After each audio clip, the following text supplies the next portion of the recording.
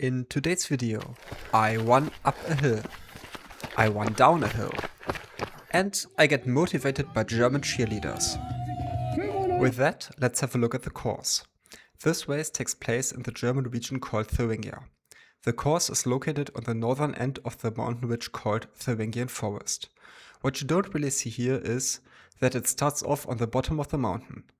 You then cross the crest of the mountains at the 25-kilometer mark. After that, you stay on the crest on a hilly bit before you move down on the south side. The 55-kilometer aid station is on the bottom. After that, you move back up the crest for about 20 kilometers. From there, it's mostly downhill and the last 10k are mostly flat. Most of the course is right in the Thuringian forest, so you can expect to have a lot of shade. There are 18 aid stations on the 100-kilometer course. The longest leg is about 9 kilometers long, while some are only 3 kilometers apart. Especially in the last bit, there are a lot of aid stations. You also have the option to place your drop bags at kilometer 25, 55 and 75. I got a bag at the last two options to stock up my energy bars. But I also have some cans of the German beverage Club Mate prepared. Besides finishing this race, I didn't have any goals. 2 years ago, I participated in a 100k ultra in Sweden with fewer meters of climbing but way more single trails. Back then, it took me just under 12 hours. But I did a lot of preparation beforehand. This year, I didn't get to do too many long runs in preparation, due to the heatwave here in Germany and some work. Therefore, everything around 12 hours would be great for me, but the main goal was to reach the finish line. 4, 3, 2, 1, Start!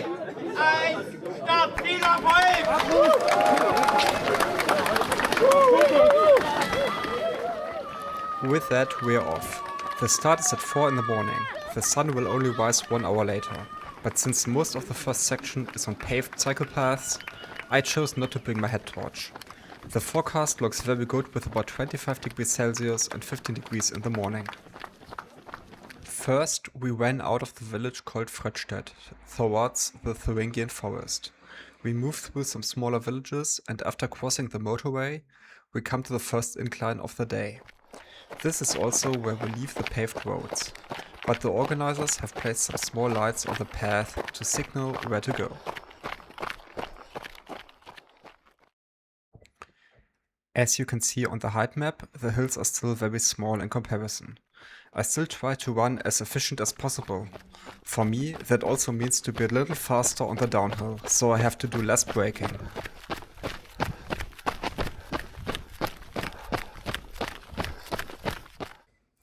We just went past the first aid station at kilometer 9. Since I still had plenty of water, I skipped it. This brings us to the first steep uphill. Since it was way too steep for me to run efficiently, I just walked for a few hundred meters. But here you can see a different thing. You can also participate in this race with a support rider. He can do the same route as you and help you with food and water. This is why most of the faster runners didn't have a running vest.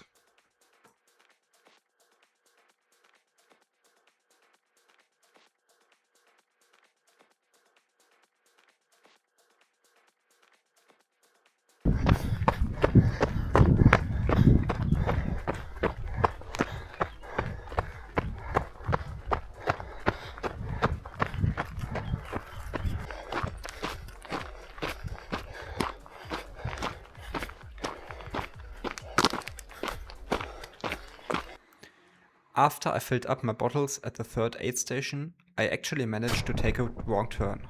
This, however, was entirely my fault. The route was very well marked. After the field, we came by a very polite horse and crossed a small stream.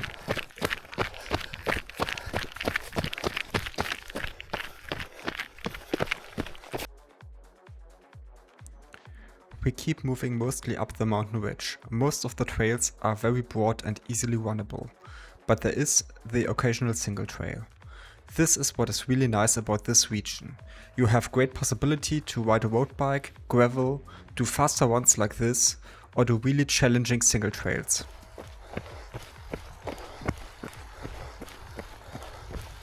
Links. Besten Dank.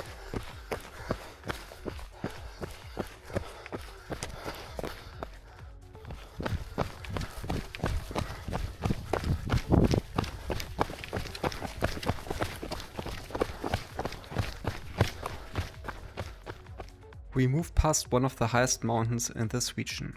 From here it is mostly downhill until the halfway point. Up till now I had an average pace of about 5 minutes and 25 seconds per kilometer.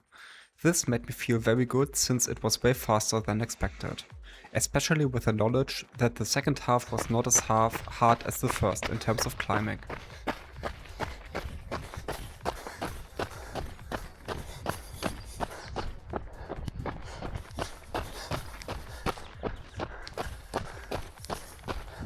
The next section follows an old railway track that was converted into a cycle path. This means that you have a very steady downhill of about 1% and you can really go fast. I averaged around 4 minutes and 30 seconds per kilometer with not too much effort. Obviously, this is not really what you expect from an ultra trail, but since my preparation wasn't ideal, I was quite happy for a few easy kilometers. After 55 kilometers, I made the first long break at the aid station. I drank 2 cans of mate and restocked my energy bars. Up to this point, I had to fill up my bottles at nearly every aid station, and I managed to eat quite a lot. The next uphill was a very consistent long drag, but I knew that after that the worst part was over. In addition, the small pause managed to bring back a lot of energy. There was an aid station on the top of the incline, and after that it was followed by yet another very nice downhill. We were in a group with 3 runners and 1 cyclist. This really helped with the motivation.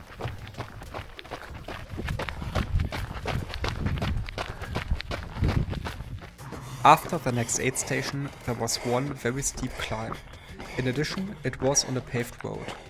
Up to this point I was able to use my poles on some of the steep sections. But this was not possible in this case. This is where things started to turn from great to really bad really fast. The previous downhill section was easily done with a sub 5-minute pace. But after the next climb, all my energy seemed to be lost. Luckily, the next aid station was only a few kilometers away. From there, it was only downhill and flat. This was especially important since I almost ate nothing since the 55-kilometer aid station. I was drinking some Coke when possible, but I stopped eating any solid foods. In my 75k drop bag, I had a few gels that I was really looking forward to.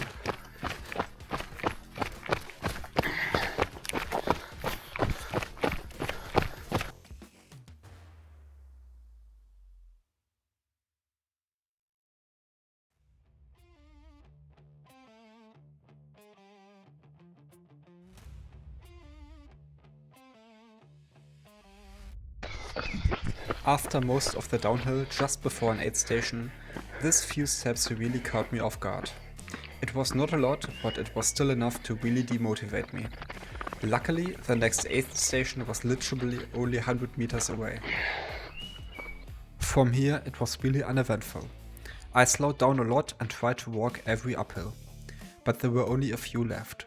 For me, the last 10 kilometers always feel manageable.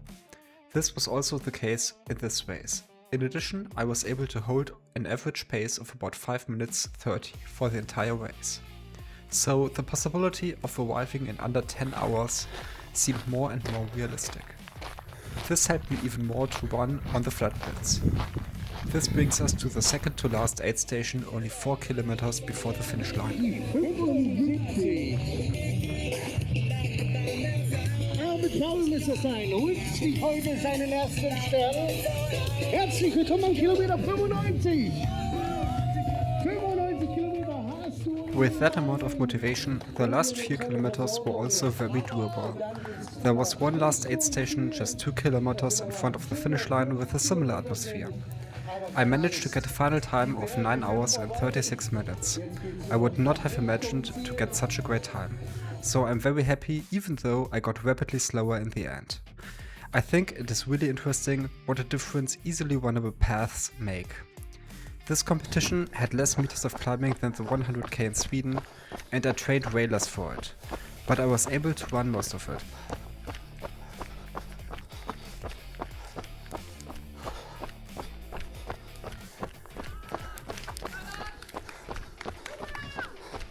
The whole race was very well organized and the amount of aid stations was very good for such a small race. Even though I prefer races with more single tracks, the course was still very interesting, but it is definitely not a hard 100k. I can only recommend this race. Thanks for watching. Bye. Ganz junger Mann in der Altersklasse 20 bis 29. Sein erstes Finish hier in Fröttstedt und das unter 10 Stunden. Was für eine Leistung!